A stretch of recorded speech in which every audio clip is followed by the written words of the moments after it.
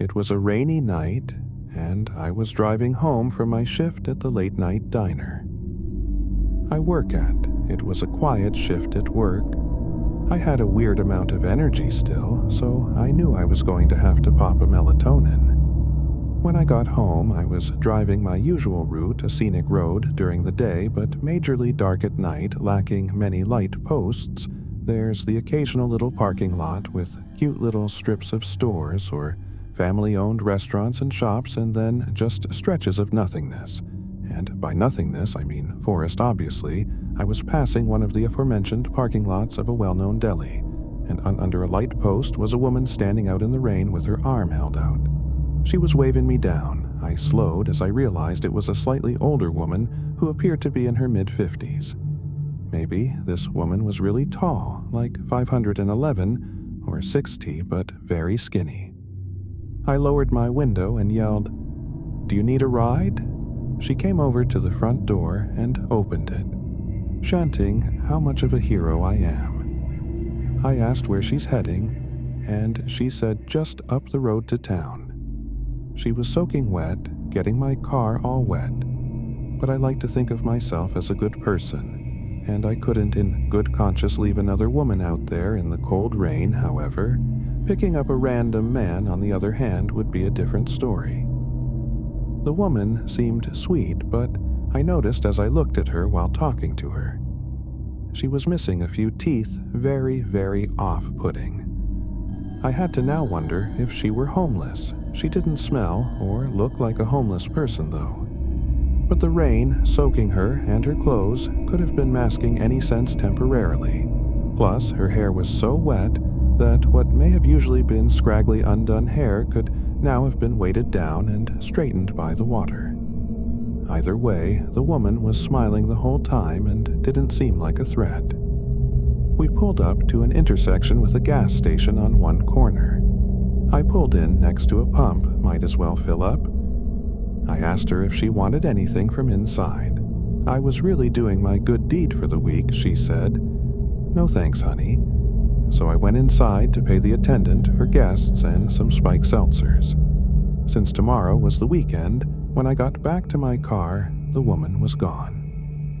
I looked around the gas station lot real quick, but it was tiny. She was gone. She must have ran off somewhere.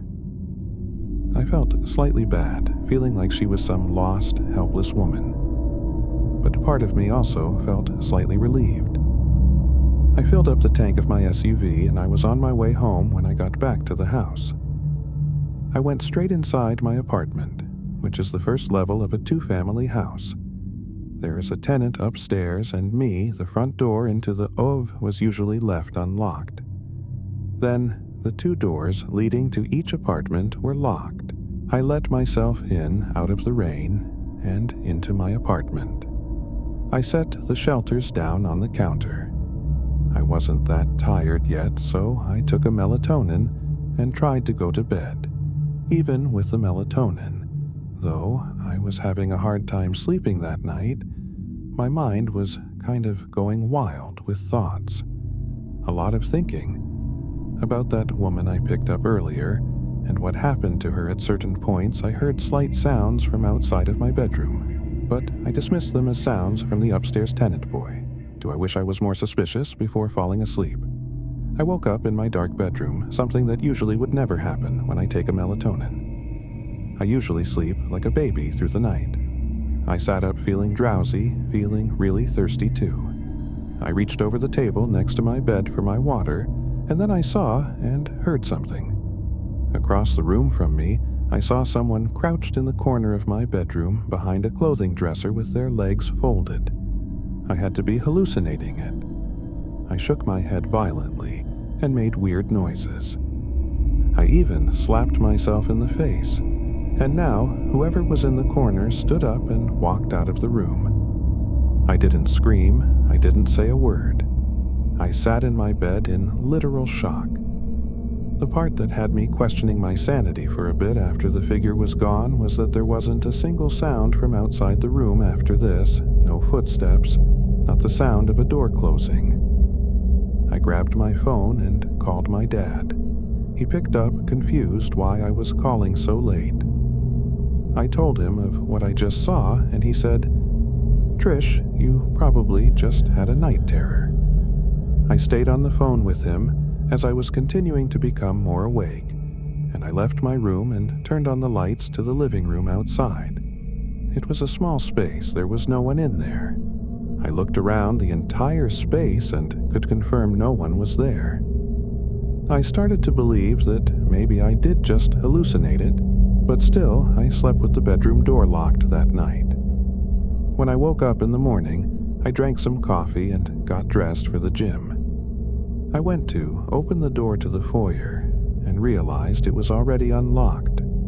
My heart sank last night. What I saw, was it real? I did another look around the apartment, confirming no one was inside. I went out to my car and opened the back door to put my gym bag in the back seat, and that's when I noticed the damp yellow brownish stains all over the floor in the back, and my blanket that I always had back there was gone. I wanted to cry or scream. I figured it out. That woman snuck into the back seat last night when I was in the gas station. She either somehow unlocked the door to my apartment or I mistakenly left it unlocked.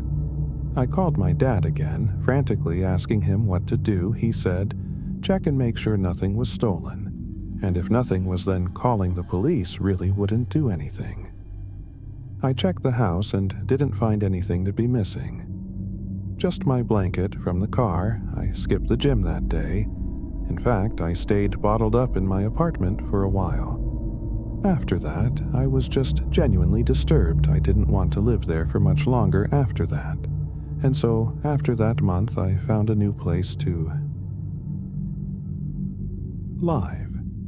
This happened a few months ago, and I don't know why I agreed. But I decided to go with my friend Michael to a house party he was attending during our first year of high school, even though I wasn't even invited. Michael was able to pull some strings, and I accepted the invitation, knowing that I wouldn't be able to drive. I made the choice to go with Michael when we arrived at the home late at night. Michael told me to leave my phone in the car. He explained that maybe I could lose it, or someone I don't know could try and take it from me while I'm not looking. At first, I was confused. I simply nodded, and we got out of the car. I went with Michael into the home more backyard, where the party was taking place. I glanced around the backyard and saw people engaging in various activities, such as smoking, drinking, and possibly even doing drugs in small groups. Michael had encouraged me to go mingle and say hello to a few people. After a few hours, I realized I had way too much to drink because my vision was completely foggy. After getting closer to the house, I leaned against the wall to support myself as I did so. I noticed the time on my watch indicated that it was either midnight or 1 o'clock in the morning. I knew it was time to leave, so I set out to find Michael. And despite my overwhelming need to collapse, I scanned the yard for him, but I was unable to locate him or see him. When I asked a few others if they'd seen Michael, they all said they had not. I decided to call Mike to find out where he was, so I reached inside my pocket to feel for my phone, but it wasn't there, and I cursed myself in the back of my mind because I realized that I had left my phone in Michael's car. It disappeared with him. I realized there was only one way to get home, which was walking, because I remembered my house wasn't too far from this house, but the night was chilly because it was fall. I thought about just asking someone else to take me home, but I didn't know anyone else that could help, so I stuck with my idea of walking home in the darkness by myself. I then got to the road and started stumbling down the street, and I knew I had too many drinks because I felt lightheaded and dizzy. A few minutes later, I made it to the main area of the street and kept walking. I lazily started thinking about a bunch of different things, like why did Michael decide to leave me alone at the party? Or why I decided to listen to Michael's idiotic idea of leaving my phone in his car so I couldn't call him or anyone else. I started cursing myself for being so careless with my drinking and even getting drunk knowing I shouldn't have done that. I stopped walking on the side of the road because I was getting tired, and I crossed my arms over my chest tightly to keep myself warm. Then I remembered something I could do, which was hitchhiking, and I then held out my arm and stuck out my thumb. Hoping someone else could see me, I watched as a couple cars drove past me. They wouldn't stop, and as minutes ticked by, I started feeling uneasy, thinking I would have to start walking again. It was past 1 in the morning, and there were a few cars driving past me, but no one was stopping because they either didn't notice me or didn't care. I hesitated and thought about walking home again, but I realized that in my drunken state it would be too daunting. I was still holding out my thumb when a gray truck pulled up and stopped in front of me, and I smiled as I stumbled towards the vehicle. The window rolled down and an old, there-looking man with a beard asked me if I needed a ride. I told him yes, and then told him where my house was before getting into the truck, feeling grateful for the ride. As we started driving down the road, the man started trying to make small talk with me, asking what happened. To me, however, I was too disoriented to have an actual conversation with him, and the only things I could manage to say were low mumble or just murmurs and groans. As we turned the corner to my street away from the party, I started feeling uneasy.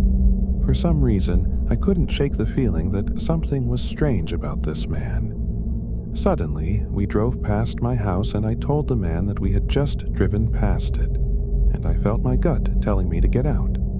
But I couldn't because I was too drunk to move. I was about to tell the man to let me out before we got too far away from my house when suddenly the man turned to me and I noticed he had a sinister look on his face. You shouldn't be drunk while you're hitchhiking because you'd make a very easy target, the man said, smirking darkly. The man reached over and started rubbing my leg, and I didn't know what he was trying to do, but I knew it probably wasn't anything good. But before he could do anything else to me, we both heard a loud siren behind the car, and then a flashing red and blue light flooded the night. I realized it was the police, and I jumped for joy inside. The man panicked and stopped unlocking the doors, which allowed me to jump out of the car. I ran as fast as I could, and the police officer rushed over to me, and I told him the entire story about what happened to me. Unfortunately, nothing illegal happened. Per se, at that point, the police officer told me that he was looking for someone in a gray truck who had apparently stolen something from a store. I'm not sure if it was the man who picked me up or someone else, but I was just glad the police officer stopped the car. A cop gave me a ride home, and I decided from there on I wouldn't get so drunk that I couldn't think straight. I now know the importance of being responsible and staying aware of my surroundings, even when having a good,